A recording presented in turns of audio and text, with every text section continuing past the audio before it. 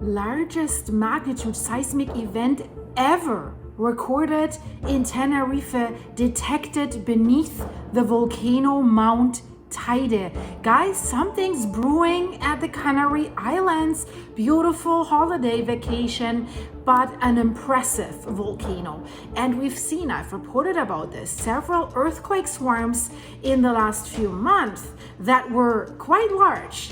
But this is something completely different, largest magnitude seismic event ever recorded. I'll explain to you what that is, because that's a certain kind of earthquake. Hello, volcano freaks. Welcome back and welcome to everyone who is new. Something deep is stirring beneath this iconic volcano Mount Teide, a rare kind of earthquake which is quiet but weird and long period. It's lasting long. And it has been recorded right underneath the caldera of the volcano Mount Teide. So that signal is not roaring like the typical volcanic blast or anything, but it signals that this giant mountain / volcano's inner workings are changing. So should we start to worry about this? Maybe this thing is closer to an eruption than they thought. So what actually happened and why does that matter for the future of this island? I will let you know in this video. And guys, if you can, give it an early like, a hype, and share it with your friends. Thank you so much. So first of all, for everyone who doesn't know Mount Teide, what is Mount Teide? It's a massive volcano on the island of Tenerife in the Canary Islands in Spain. It stands out 3,715 meters above sea level. That's roughly 2.7 miles. And the entire structure, the whole thing, you see it in the video behind me. There's Mount Teide National Park. It's huge. The whole volcanic structure rises about 7,500 meters. That's 6.3 miles above. So that makes it one of the tallest volcanic structures in the world, because what you see is less than half of it, what's coming out of the water. This is an island, and this island is a volcano. And the volcano sits within a huge caldera that is called Las Cañadas. And Teide is still considered active, an active volcano. The last eruption of Mount Teide is not that long ago. It was 1909. And the problem is it looms over population centers, over famous hotels and beaches. But it's also an iconic symbol of the Canary Islands, but scientists are watching its behavior very, very closely. So now we have this mysterious earthquake, never recorded before in that magnitude, in the southwestern sector of the Las Cañadas caldera underneath Teide, at a depth of 11 kilometers, roughly 8 miles. The scientists detected a so-called long period, or short LP, seismic event. The magnitude is estimated about 2.2. So for those of you like, oh my God, this is nothing, right? We're dealing with a volcano. And let me explain what this special event means, this special kind of earthquake, because then it gets a little bit more scary. So this 2.2 is described as the largest such LP signal ever recorded on Tenerife. In the week leading up to that earthquake, 81 weak earthquakes were recorded across the Canary Islands, Tenerife, Gran Canaria, El Hierro, La Palma. Is that connected? We'll get to this. The key point that we're dealing with here is this wasn't your standard like brittle fault quake. Nope. It was the kind that is tied to the volcano. Definitely. It's tied to the fluids and the hydrothermal systems beneath the volcano. So what are these LP events, these long period seismic events? Well, normally when you think earthquake, you think of rock breaking under stress. That creates earthquakes, like a fault snapping, a sudden release. But LP earthquakes, guys, they're different. If we have these kinds of earthquakes in volcanic settings, they reflect movement of fluids. And with a volcano, movement of fluids is never good. This could be, of course, hot water, steam, magma, or gas. And it could move around, it could move up within cracks or cavities of the caprock layer that keeps the lid on the volcano. And these earthquakes, they produce low frequency signals. That means the waves are slower. How these earthquakes produce the waves that are traveling. Long period, so slower, long period, and often with muted P waves. That's the first fast wave of an earthquake. So, and here it comes. What are these earthquakes telling us? They can indicate pressurization of a hydrothermal system or a magma fluid system. Pressurization, pressure cooker, pressure is increasing until it makes poof. Of course, let's be careful. They are not always a pre-eruption signal. So this earthquake that we've seen there doesn't mean Mount Teide is exploding tomorrow, but they signal a change in the volcanic system. And in this case here, that LP signal tells us that the hydrothermal system under the volcano Mount Teide is under growing pressure, and that is never ever good. And LP events are also often accompanied by hybrid events like a mix of brittle faulting and fluid movement and other shallow seismic swarms. So this could be connected. So now the big question in the room is, what's going on with Mount Teide? Do we need to be very worried, not worried at all? So since 2016, Mount Teide's hydrothermal system has shown signs of increased activity. So since then, scientists have started to really closely monitor that thing. And we don't have, if you watch my Campifligre videos, now you will know what that means. If you don't watch them, guys, subscribe and like. So, uplift of the ground. The land is rising at Mount Teide. So something's blowing up underneath, filling up underneath. Like a magma chamber, gases rising, fluids rising, something. So the caprock layer is being lifted. We have an increase in CO2 emissions, and we have more seismicity in the region. So these are all signs that this volcanic system is preparing. Of course, we don't know preparing for what and how long does it need to prepare, but it's increasing since 2016. And the event that we just had, this LP earthquake, forms part of that pattern, but it stands out because of its magnitude for that type of earthquake. For that type of earthquake, 2.2 is high, and the signature that it has, very unusual.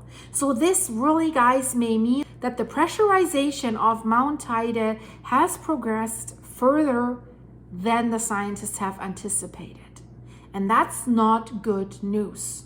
So the seismologists at Involcan, that's the Spanish INGV, that's the Instituto Volcanológico de Canarias. They say the volcanic alert level remains green on Tenerife. So they're not raising it to yellow. We know Campifligre in Italy is yellow, now dark yellow. They have added another level.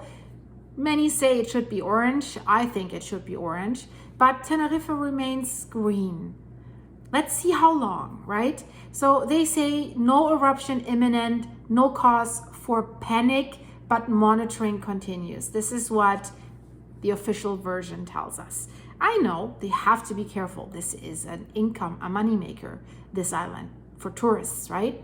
So In other words, they're telling us this is a watch and learn moment, that the system is dynamic and it's evolving. But I remember what one seasoned scientist of the INGV in Italy has said about Campi Flegrei, and when they're all saying, yeah, we're closely monitoring this thing. And this scientist, I think, is right. He said, well, that doesn't guarantee you safety at all. Because what does closely monitoring mean? We're monitoring it closely. Oops, it's erupting now. We see that, right? It's a little bit extremely said, but you know what I mean. That doesn't guarantee, monitoring doesn't guarantee you that something unexpected might happen. So these LP events, this LP event, why does that matter to the island and to everyone that lives on it and to all the tourists? Teide towers over the island, over Tenerife, major tourist destination and home to hundreds of thousands of residents. We're not talking about a small island with a few tippies. No. So a change in the volcano's behavior has societal relevance, I would say, because that thing thrones over every town on Tenerife. So even though that's this estimated magnitude 2.2, it's hard to measure a magnitude of an LP event. So approximately 2.2 is small in the global quake scale, but the type of event is the key. That is an LP event. That tells us fluid migration is happening, pressurization is happening, potential changes in magma pathways, hydrothermal pathways, but also in magma pathways. Magma could go into different areas. This could be happening right now. Potentially could rise closer to the surface.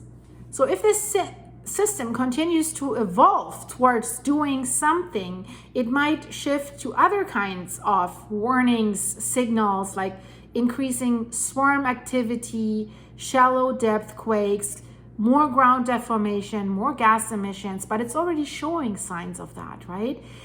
All that could precede an eruption, but also that would be the better version. It could signal that the volcano is just adjusting internally, right? That it's not erupting, but it's adjusting its system. But we do not know which one it is. That's the problem. So understanding these signals allows the scientists to try to predict the risk levels and hopefully provide an early warning. That would mean more safety, more preparedness. But with a volcano, they know that they do not know too much, especially not with volcanoes that don't erupt once a year or something. So when you hear next time about LP quakes underneath Mount Teide, don't assume a big eruption, a big blow tomorrow, but do note something deeper is definitely shifting. What do the scientists say? What is their official interpretation of this current signal?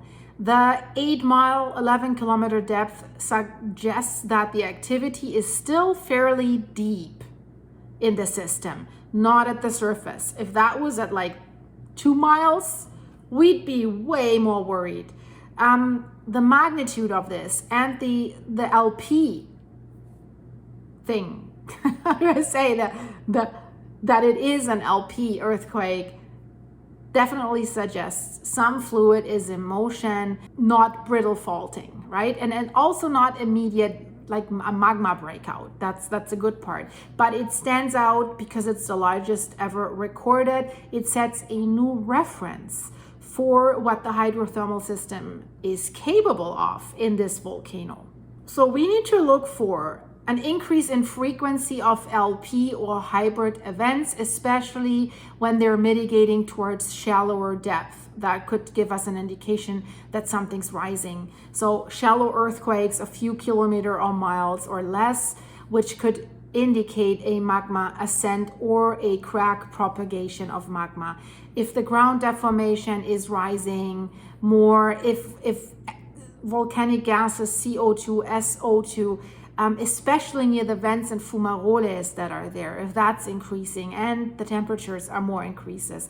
If we have changes in the volcanic tremor or the harmonic signals like the continuous waveforms, that would also alert all of us even further. If any of these that I just named appear really in direct combination, they might raise the alert level. In the meantime, the system is on, how they called it, heightened awareness. That doesn't mean a volcanic eruption is scheduled or inevitable. That's why the green level remains for now. Doesn't mean immediate danger to visitors or residents at this moment, but that can change at any time. All the Canary Islands are volcanic in origin. They are formed by a hotspot under the Atlantic, like the islands of Hawaii. Tenerife is one of the larger islands, and Mount Teide sits at its heart. Volcanic activity there is episodic, flashes of eruptive episodes separated by longer dormancy. But in the recent years, the seismic monitoring network at Mount Teide has picked up more subtle signs: swarms, ground uplifts, gas changes. So this LP event is part of that broader picture. So guys, always stay informed, stay prepared. If you want to support the channel, link is in the description. You can buy me a coffee. Please like and hype and click on the next one. And especially if you're interested in what that interstellar object 3I Atlas is doing. It was hiding behind the sun, was not visible for us from Earth, but now there's new pictures that emerged. And it was a strange object already because it had two tails, away from the sun and towards the sun. An anti-tail, super abnormal, and now it has no tail. Whoops, what happened, guys? The video's here in the end screen. And an update about the tragedy of the century, Blatten in Switzerland, that village that was buried by a monstrosity of glacier collapse and landslide. What is happening there 5 months later? The video's there. So click, I see you in a second.